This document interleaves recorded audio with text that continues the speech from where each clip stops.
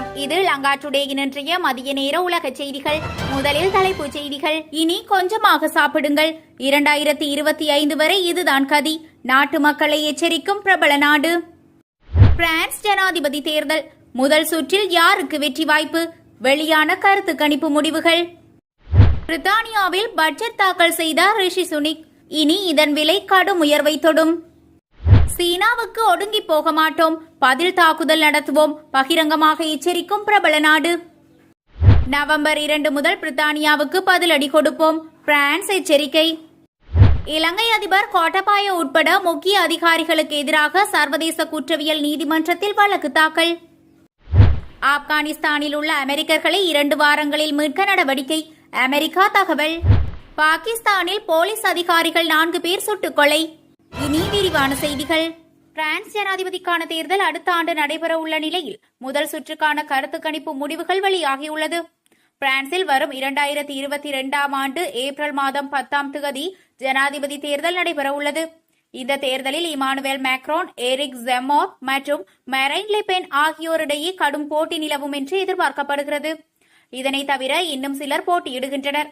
இதனால் தற்போதே பிரான்சில் இதற்கான வேட்பாளர் அறிவிப்பு, வாக்குறுதிகள் போன்றவை ஆரம்பித்துவிட்டது.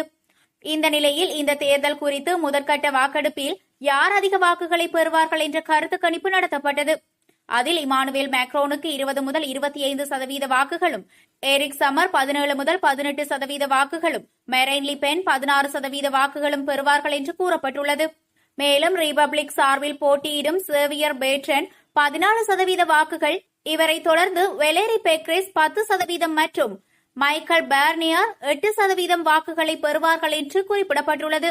இடதுசாரி கட்சியில் அதிக வாக்குகளை பெறும் வாய்ப்பு ஜீன் லக் மெலன்ஷோக்குக்கே உள்ளது என்பது குறிப்பிடத்தக்கது. சீனாவுக்கு நாங்கள் அடிபணிய மாட்டோம், அதே சமயம் யுத்தம் செய்ய விரும்பவில்லை என்றும் தாய்வான் எச்சரித்துள்ளது. சீனாவில் கடந்த 1949 ஆண்டு நடந்த உள்நாட்டு போருக்கு பின் தாய்வான் உருவானது. இருப்பினும் தாய்வான் சீனாவின் ஒருங்கிணைந்த பகுதி, தேவைப்பட்டால் தாய்வானை கைப்பற்றுவதற்கு படைபலத்தை கூட பயன்படுத்த தயங்க மாட்டோம் என்று சீனா கூறி வருகிறது. அது மட்டுமன்றி கடந்த சில ஆண்டுகளாக தாய்வானை சுற்றி சீனா தன்னுடைய போர் பயிற்சியை செய்து வருகிறது. ஆனால் தற்போது அந்த போர் பயிற்சி அதிகரித்துள்ளது. தன்னுடைய தென்கிழக்கு பிராந்தியத்தில் சீனா தனது பழைய DF-11, DF-15 ரக ஏவுகணைகளை நீக்கிவிட்டு அதற்கு பதிலாக மிக நவீன ஹைபர்சானிக் ஏவுகணைகளை நிறுத்தியுள்ளது. மேலும் புஜியான், குவாங்டான் மாகாணங்களில் கடற்படை தளங்கள் மற்றும் ஏவுகணை தளங்களை சீனா விரிவுபடுத்தியுள்ளது. இம்மாகாணங்களில் உள்ள ஒவ்வொரு ஏவுகணை தளமும் முழு அளவில் ஆயுதங்களை கொண்டுள்ளது.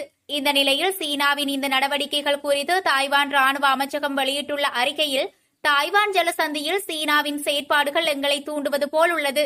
இருப்பினும் சீனாவுடன் நாங்கள் எந்தவித ஆயுத போரிலும் ஈடுபட மாட்டோம். அமைதியான வழியில் தீர்வுகளையே நாங்கள் விரும்புகிறோம். ஆனால் சீன கம்யூனிஸ்ட்களின் அச்சுறுத்தலுக்கு அஞ்சிவிட மாட்டோம். அதன் அழுத்தத்திற்கு பயந்து ஒடுங்கி போக மாட்டோம். சீன விமானங்கள், கப்பல்களை நாங்கள் கண்காணித்துக் கொண்டுதான் இருக்கிறோம். ஒருவேளை சீனா தாக்குதல் நடத்தினால் அதையும் ஒரு சுதந்திர நாடாக நாங்கள் தாக்குதல் நடத்துவோம் என எச்சரித்துள்ளது. ஆப்கானிஸ்தானில் 20 ஆண்டுகளாக முகாமிட்டிருந்த அமெரிக்க படைகள் முழுமையாக வெளியேறிய பிறகு அங்கு தாலிபான்கள் ஆட்சி நிர்வாகத்தை கைப்பற்றினர். இதையடுத்து கடந்த ஆகஸ்ட் மாதம் ஆப்கானிஸ்தானை தாலிபான்கள் முழுமையாக தங்களின் கட்டுப்பாட்டிற்குள் கொண்டு வந்தனர். அதனைத் தொடர்ந்து அவர்கள் அங்கு ஆட்சியில் இருந்த ஜனநாயக அரசை அகற்றிவிட்டு புதிதாக இடைக்கால அரசை அமைத்தனர். தாலிபான்களின் இந்த இடைக்கால அரசை பெரும்பாலான நாடுகள் இன்னும் முறைப்படி அங்கீகரிக்கவில்லை.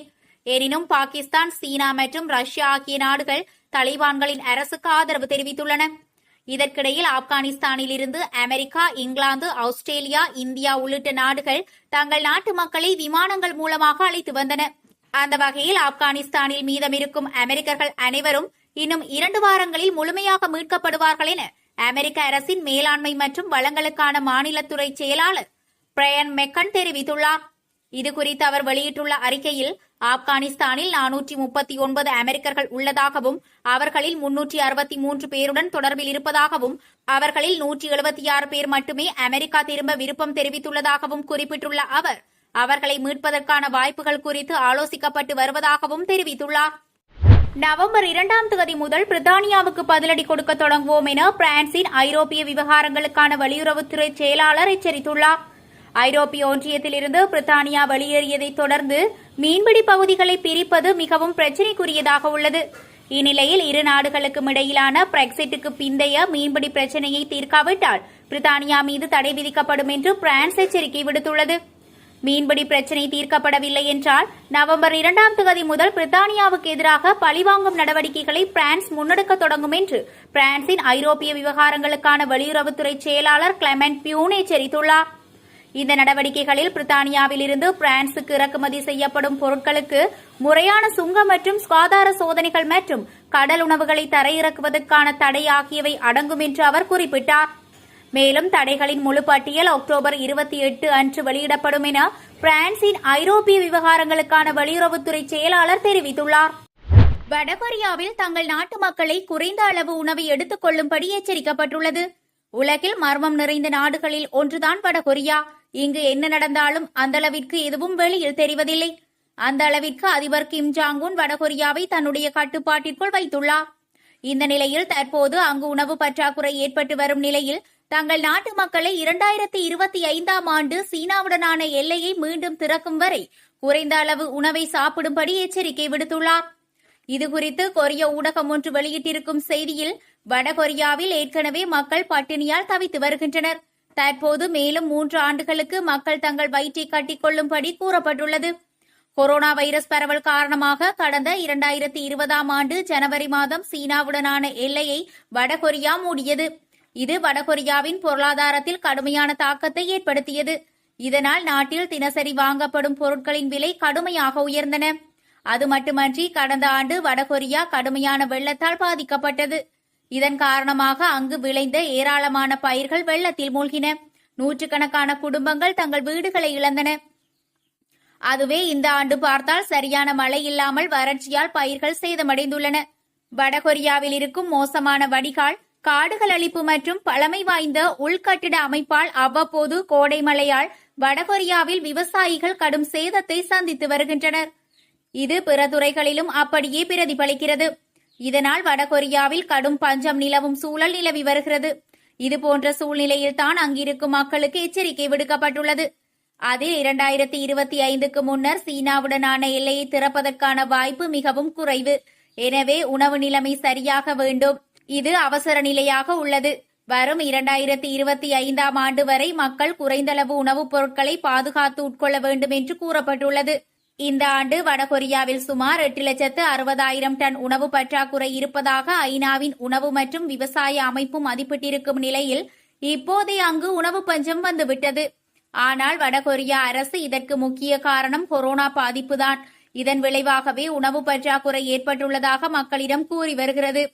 அதாவது நாடுகள் மீது விதிக்கப்பட்டுள்ள தடை, இயற்கை பேரழிவு, உலகளாவிய கொரோனா பாதிப்பு போன்றவற்றை மேற்கோள் காட்டி தப்பி வருகிறது. இதற்கு அங்கிருக்கும் மக்கள் வெளியில் செல்ல முடியாமல் இப்படி குறைந்த அளவு சாப்பிட சொல்வதும் பட்டினியாக இருக்க சொல்வதும் ஒன்றுதான் என்று வேதனையில் புலம்பி வருகின்றனர். ஆட்கடத்தல்கள், சட்டவிரோதமான தடுத்து வைப்புகள், சித்திரவதைகள் போன்றவற்றை புரிந்தார்கள் என்ற குற்றச்சாட்டின் அடிப்படையில் இலங்கை ஜனாதிபதி கோட்டபாய ராஜபக்ச உட்பட பல ராணுவ அதிகாரிகள் மீது சர்வதேச குற்றவியல் நீதிமன்றத்தில் வழக்கு தாக்கல் செய்யப்பட்டுள்ளது. குளோபல் ரைட்ஸ் கம்ப்ளைண்ட் LLP என்ற சட்ட வல்லுநர் அமைப்பு இந்த வழக்கை தாக்கல் செய்ததாக தெரிவிக்கப்பட்டுள்ளது. இலங்கை அரசாங்கத்தின் இந்த முக்கியஸ்தர்களை புலனாய்வு செய்து உரிய நேரத்தில் கைது செய்து குற்ற விசாரணை செய்ய வேண்டும் என்று அந்த மனுவில் கூறப்பட்டுள்ளது. இலங்கையின் தற்போதைய ஜனாதிபதியும் முன்னாள் பாதுகாப்பு செயலாளருமான கோட்டபாய ராஜபக்ச, இலங்கையின் தற்போதைய பாதுகாப்பு செயலாளரும் இலங்கை ராணுவத்தின் முன்னாள் ராணுவ அதிகாரியுமான கமல் குணரட்ன, இலங்கையின் முன்னாள் ராணுவ தளபதியும் இலங்கை ராணுவத்தின் பாதுகாப்பு படைகளின் தலைமை அதிகாரியுமான ஜகத் ஜெயசூரிய, இலங்கை போலீசின் குற்ற விசாரணை பிரிவு மற்றும் பயங்கரவாத விசாரணைகள் பிரிவின் பிரதி போலீஸ் மா அதிபர் சிசர மென்டிஸ் உட்பட 2002ஆம் ஆண்டு முதல் இலங்கை போலீசின் போலீஸ் மா அதிபர்களாக பதவி வகித்து வந்தவர்கள் மற்றும் 2002ஆம் ஆண்டு முதல் இலங்கை போலீசின் விசேட அதிரடிப்படை பிரிவின் கட்டளை அதிகாரிகளாக செயற்பட்டவர்கள் போன்றோர்களின் பெயர்களும் அந்த மனுவில் இடம்பெற்றுள்ளது. இலங்கையிலும் பிரித்தானியாவிலும் வாழும் ஏராளமான பாதிக்கப்பட்ட தமிழர்களுக்கு எதிராக மேற்கொள்ளப்பட்ட ஆள்கடத்தல்கள், சட்டவிரோதமான தடுத்து வைப்புகள், சித்திரவதைகள் ஆகிய செயற்பாடுகள் ஊடாக வலுக்கட்டாயமாக நாடு கடத்தல், தாயகத்திற்கு திரும்பிச் செல்வதற்கான உரிமையினை மறுத்தலில், துன்புறுத்துதல் ஆகிய மனிதகுலத்திற்கு எதிரான குற்றங்களுக்கு மேலே குறிப்பிடப்பட்டுள்ள நபர்கள் பொறுப்பாக இருந்தார்கள் என்ற குற்றச்சாட்டின் அடிப்படையிலேயே அந்த வழக்கு தாக்கல் செய்யப்பட்டுள்ளது. பாகிஸ்தானின் வடமேற்கு பகுதியில் அமைந்துள்ள ஹைபர் பக்துங்கா மாகாணத்தில் சமீப காலமாக பயங்கரவாத தாக்குதல்கள் அதிக அளவில் நடந்து வருகின்றன.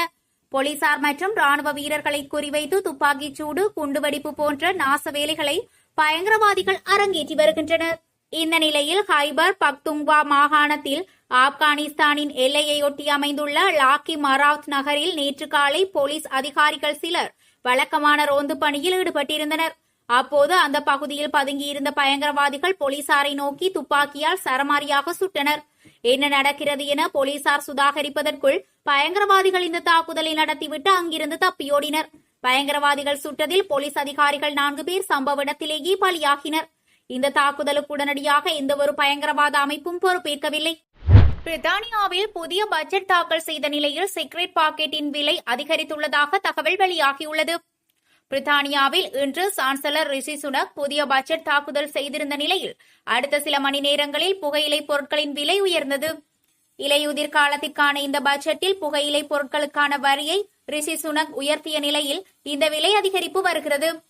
இதன் மூலம் மிகவும் உயரக சிகரெட் பாக்கெட்டுகளின் விலை 88 பவுண்டாக உயர்ந்துள்ளது. அதாவது 12.73 பவுண்டிற்கு கொடுக்கப்பட்ட இந்த சிகரெட் பாக்கெட்டுகளின் விலை தற்போது 13.60 பவுண்டை தொட்டுள்ளது. அதுவே குறைந்த விலையுள்ள பிராண்டுகளின் சிகரெட் பாக்கெட்டுகளை வாங்கும் போது அதனுடன் 63 பவுண்ட் சேர்க்கப்படும். அதாவது 9.10 பவுண்டிற்கு விற்கப்பட்ட அந்த விலை தற்போது 9.73 பவுண்ட் ஆக உயரும். அதேபோன்று 30 கிராம் கொண்ட புகையிலை சிகரெட்டின் விலை 8.14 பவுண்டிலிருந்து 9.02 பவுண்டாக அதிகரிக்கும். இது இன்று மாலை முதல் அமலுக்கு வரும் என்று தெரிவிக்கப்பட்டுள்ளது. கடந்த 10 ஆண்டுகளுடன் ஒப்பிடும்போது சிகரெட்டின் விலை 2 மடங்காக அதிகரித்துள்ளது. கடந்த 2010ஆம் ஆண்டு தேசிய புள்ளியியல் அலுவலகத்தின் புள்ளி விவரங்களின்படி 20 பாக்கெட் கொண்ட ஒரு சராசரி சிகரெட் பாக்கெட்டின் விலை 5.90 பவுண்டாகவும் 2000ஆம் ஆண்டில் சராசரியாக 4 பவுண்டாகவும் இருந்துள்ளது. இதனால் இந்த விலையேற்றத்தால் புகைப்பிடிப்பவர்கள் இது ஒரு ஆயுத வரி விதிப்பு என்று குற்றம் சாட்டி வருகின்றனர். மேலும் தற்போது பிரித்தானியாவில் எரிபொருள் விலை உயர்வை சந்தித்து வருவதால் இதன் வரி உயர்வு பட்ஜெட்டில் அதிகரிக்கும் என்று எதிர்பார்க்கப்பட்டது. ஆனால் முன்னர் நாங்கள் அறிவிக்கப்பட்டது போல் எரிபொருள் வரி உயர்வு ரத்து செய்யப்படும் என்று ரிஷி சுனக் பட்ஜெட் தாக்கல் செய்யும் போது கூறினார். மேலும் தொடர்ந்து 12 ஆண்டுகளாக எரிபொருள் வரி உயர்வு ரத்து செய்யப்படுகிறது. ஒருவேளை இன்று பட்ஜெட் தாக்கலில் வரி உயர்த்தப்பட்டிருந்தால் 1 லிட்டர் பெட்ரோலின் விலை 147 பவுண்டை தொட்டிருக்கும் என்று எரிபொருள் செய்தி தொடர்பாளர் சைமன் வில்லியம்ஸ் கூறினார். மதுபானங்கள் தொடர்பான வரி விகிதமும் குறைந்துள்ளதாக தெரிவிக்கப்பட்டுள்ளது. ஆனால் அது எத்தனை சதவிகிதம் என்பது இன்னும் முழுமையாக தெரியவில்லை. இத்துடன் லங்கா டுடேயின் இன்றைய மதிய நேர உலக செய்திகள் நிறைவு பெறுகிறது. தொடர்ந்தும் செய்திகளுக்கு லங்கா டுடேயுடன் இணைந்திருங்கள்.